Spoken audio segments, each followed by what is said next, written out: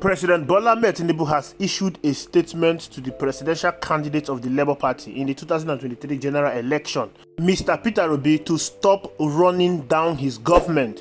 President Bola Ahmed Tinubu issued this statement by his spokesperson, Bayo Onanuga, condemns Mr. Obi's exaggerated excoriation of the incumbent president. Part of the statement reads, "I will urge him to watch what he says and restrain himself from playing to the gallery," the presidential aide warned. His hyperbolic remarks suited for headlines have been made without deep reflection and lack a solid logical foundation. The statement went on to berate Mr. Peter Obi as a discontented and disgruntled politician. Mr. Onanuga responded that if democracy had collapsed as alleged by Mr. Obi, the former Anambra governor would not have enjoyed free speech. How can a democracy that has strengthened over the past 26 years be said to have collapsed? Said the presidential spokesperson. Only a discontented and disgruntled Peter, who benefits from the very free speech democracy provides, could perceive such a democratic downfall through his lens. He added, if democracy had indeed collapsed, as Peter Obi claims, and we were living under a regime antithetical to democratic principles, he would not have been able to make his comments on Monday at Emeka Ihejoya colloquium. Well, I was really expecting this from the presidency, and I'm glad it came, because whenever Mr. Peter Obi make a comment regarding the presidency, it's something that tends to go far. It's something that the headlines tends to pick. It's something that will gain traction. Like I've always said, Mr. Peter Obi is someone that the presidency do not want to toy with. They know who their biggest threat is. They know who is stopping Bola Ahmed Tinubu from reclaiming that seat in 2027. They know who is the biggest politician in Nigeria. They know who is the biggest opposition politician in Nigeria. And whenever they respond to Mr. Peter Obi, they always respond with so much threat. Democracy is not all about free speech. Democracy is making the life of people better. Democracy is having strengthened institutions. If we have a strengthened institution, Bola Ahmed Tinubu would not have declared a state of emergency in Rivers State. If we have a strengthened institution, the National Assembly will not be paying obeisance to the executive arm of government rather than being loyal to the people. But however, listen to what Mr. Peter Obi said about Bola Ahmed Tinubu and democracy in Nigeria. Well, if you look at what Bishop Kuka said, he said the work in progress. Let me follow my brother when he said about 1999. If you look at where we are today, it's like they started in 1999, laid the foundation. Some people came and took it to decking, and some people were trying to raise it to first floor, and some people came and knocked everything down. That's the situation where we are now. Everything has been knocked down, nothing works. And I'm somebody who can say this exemplarily.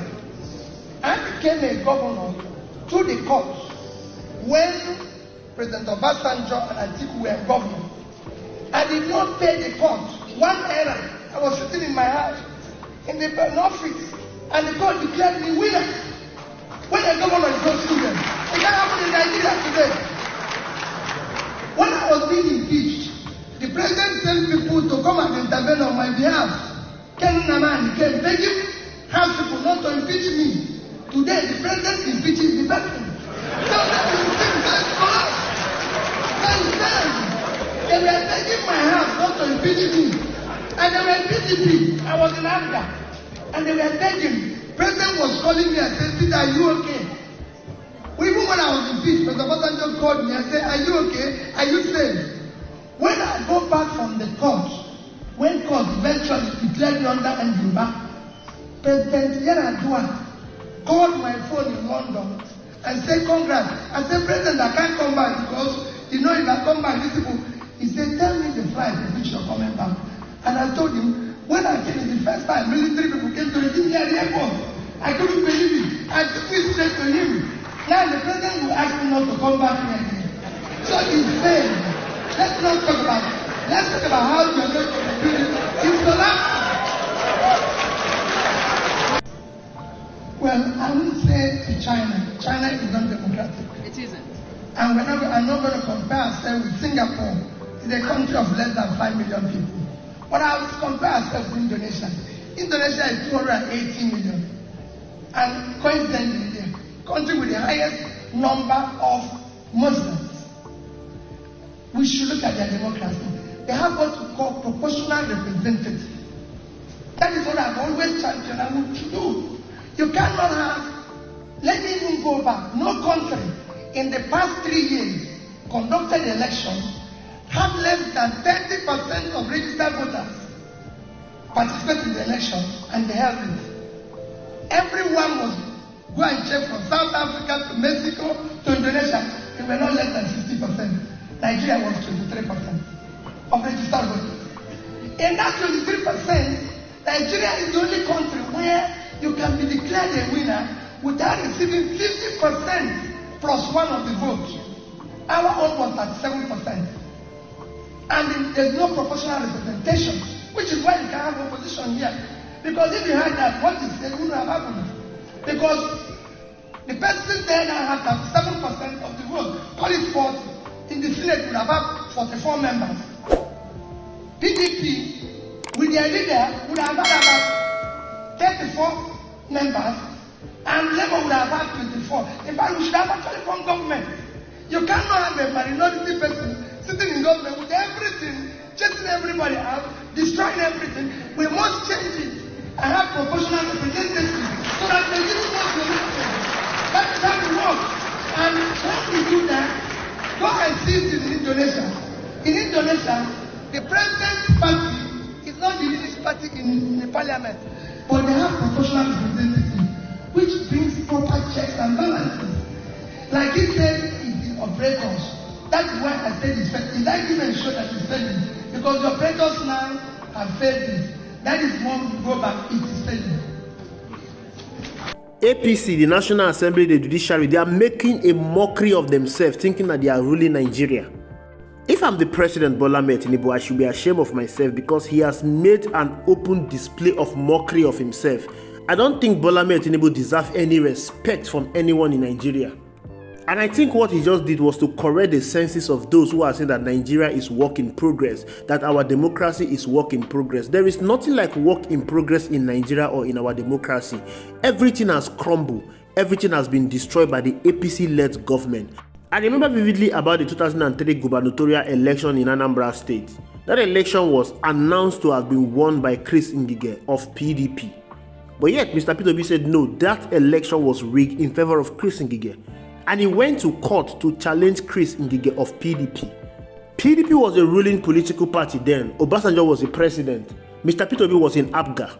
He went to court and challenged the ruling of PDP in Anambra State. And the court gave him victory.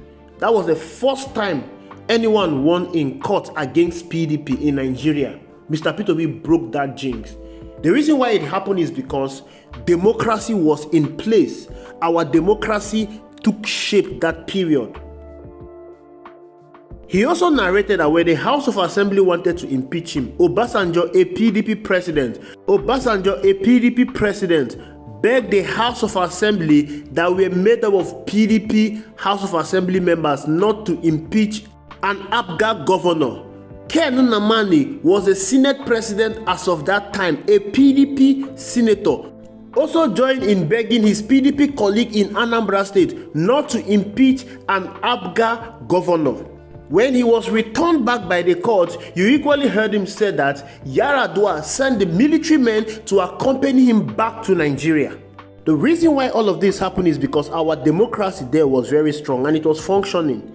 All these were made possible because the political parties then did not see themselves as enemies. They saw themselves as competitors whose only mission was to make Nigeria prosperous and better. And that was evident in the way Nigeria was. Nigeria was better, far more better than what it was today under President Olusegun Obasanjo, Yar'Adua and Goodluck Ebele Jonathan. Our democracy was thriving. All our institutions of state were thriving. The National Assembly was very robust. Our judiciary was very independent. Just imagine all the ordeal that Mr. P2B went through during his time. Imagine if he went through all of this under APC regime, under President Muhammadu Buhari, under President Bola Ahmed Tinubu. Just imagine what would have happened.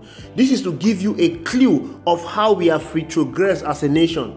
This is to give you a clue of how our democracy has been bastardized by the APC-led government.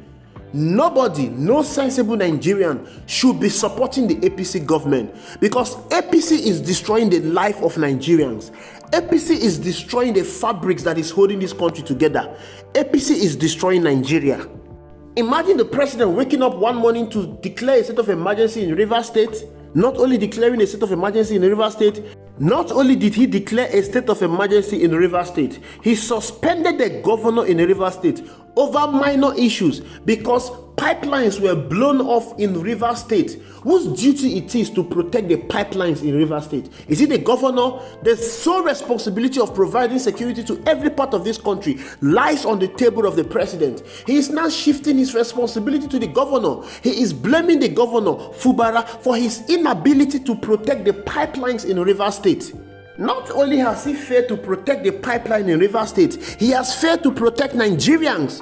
We have never seen this level of political rascality in our history before than what we are experiencing under the APC-led government. They are doing everything with so much impunity. Before, we used to have a robust National Assembly that challenged the third-term ambition of President Olusegun Obasanjo. The National Assembly were majority of PDP members. Obasanjo was a PDP member, but they challenged his third-term ambition and they told him no. The National Assembly nullified Obasanjo's third-term ambition. Can you compare that to the National Assembly we are having under APC regime? The same National Assembly that closed their eyes and allowed President Muhammadu Buhari print money and plunge the nation into undeniable debt. Is it the same National Assembly that did not caution the president for one day or through President Muhammadu Buhari 8 years in office? Or is it the Godswill Akpabio-led National Assembly that is rubber stamp, the most inept, the most captured National Assembly in the history of this country? This is the worst National Assembly we have ever seen. Rather than debating policies, rather than holding the government accountable, all they are discussing about is sexual allegation on the floor of the National Assembly. They have destroyed the sacredness of the National Assembly. Look at the election that produced Goodluck Ebele Jonathan as president. Look at the election that produced President Muhammadu Buhari as president. Elections were all transparent, free and fair. Compare that to what we are having under APC regime, under President Muhammadu Buhari and under Bola Ahmed Tinubu. We are not having any election anymore. All we are having are manipulated election results. All we are having are rigging from every nook and cranny. APC is not even concerned about conducting free, fair, credible and transparent election anymore in Nigeria. All they want to do is to write results and allocate huge numbers to themselves. Look at the judiciary. The same judiciary that gave P2B victory in court cannot boast of independent ruling anymore. Imagine, as of last year, it was reported that judges in Nigeria collected the most bribe. Imagine. Look at the Independent National Electoral Commission. It's just for the highest bidder. As long as you have money, you can win election in this country. Our election is not a reflection of the wish of the people. Our election is not a true representation of what the people want. That is the reason why the country is not moving forward. Until we come together and say enough is enough to all of this, we will continue going around the circle. Thank you for watching. I will see you in the next video.